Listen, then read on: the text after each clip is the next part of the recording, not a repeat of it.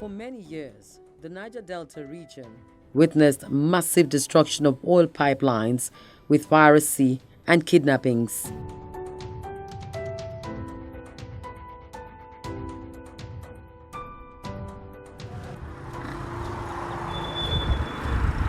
The agitation borders around the oil wealth from the region, a major economic backbone for Nigeria, yet little or no development from government after government.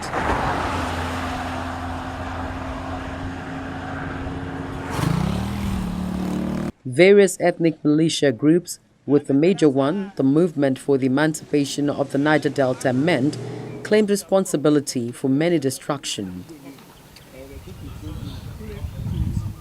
Not even was the military action enough to quell the violence until the amnesty program of the late President Musa Yar'Adua in 2009 restored peace and tranquility back to the region.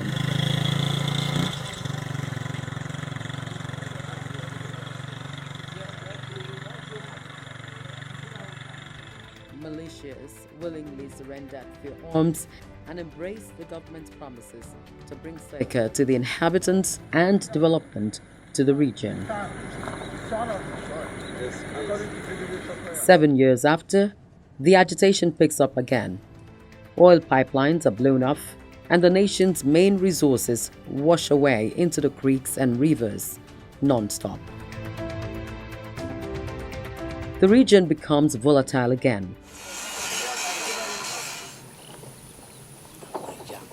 Militias under the aegis of Niger Delta Avengers accuse the current government of President Muhammadu Buhari of not paying attention to the region's sufferings.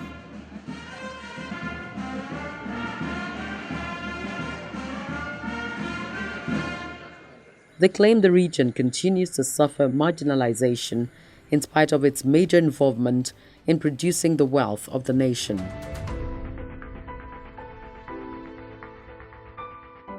For our country now, they suffer. It's like, now we get all here. Okay. We don't get university for institute. We don't get university for proper. Yeah. And now we get all here. Whites now they use all here. And we will go all here. We suffer. Yeah. See the poverty. Our mothers for village. Yeah. Our mothers for village. They don't get house, nowhere to live. Yeah. Because of all those things, man vex and carry gun. Yeah. You not look back. Yeah. You see, destroying our oil facilities or federal government facilities around us, we are still encouraging more danger to ourselves. I want the government to take more people for training. And government should keep to their promise that they made for the former military heads and the boys. The series of attacks have largely affected the country's oil production.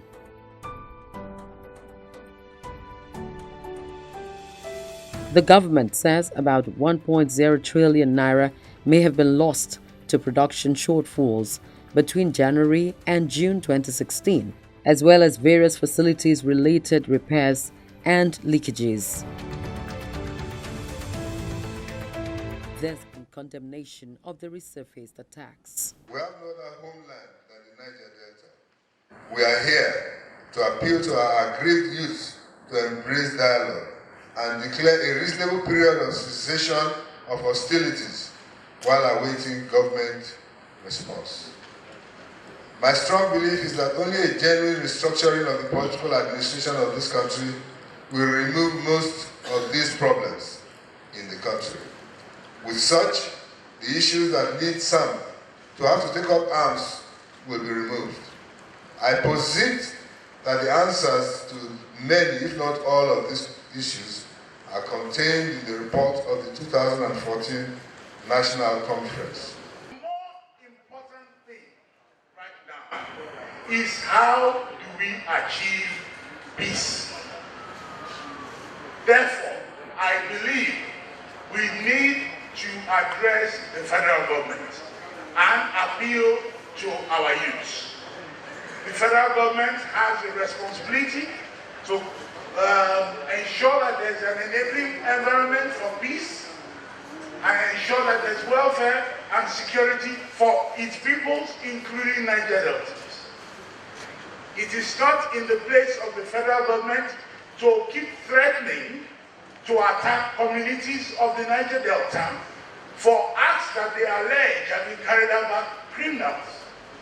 You do not attack any part of Sokoto because Fulani herdsmen have carried out attacks. We need these things. We need to focus on these things. What are the things that will bring about an armistice, a ceasefire with honor, a ceasefire that will be respected by our youths and the federal government? It's important for us to define those who should represent us. It's not about the governors. The governors have their way of talking, but it may all be referred to as politics. But the leaders, it's not about politics. Whether people are in APC or PDP or Labour Party, select those who you believe genuinely will speak for our people. We must ensure that we change the narrative. The narrative is more of sustainable development than discussion of insecurity. I've always espoused that the issues of the Niger Delta are not security issues. They are more of sustainable development issues.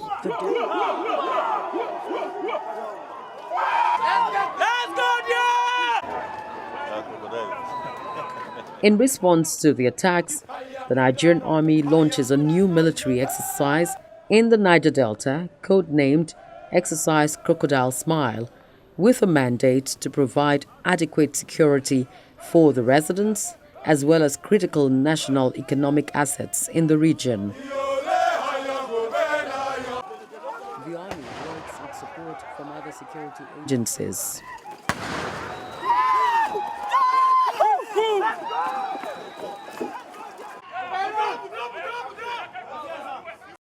We are in worry to flag off this exercise in order to get our troops prepared for any eventuality.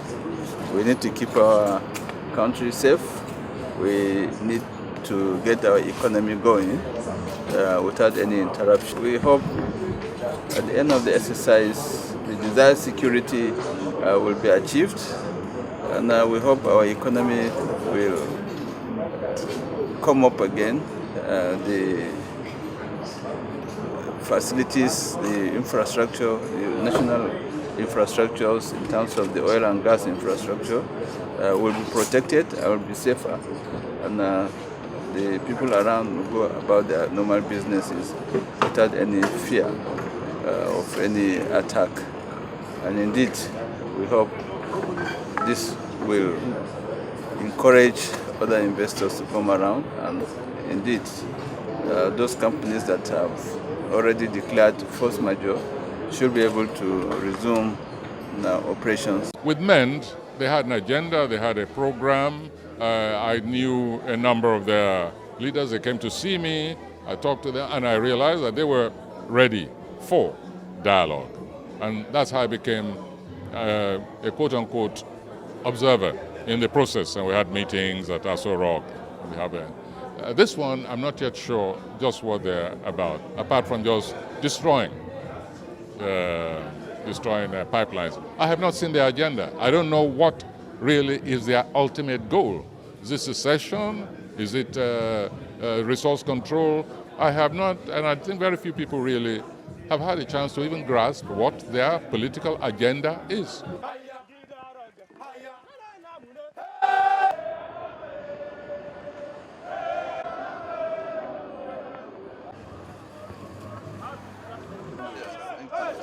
Yeah, thank you.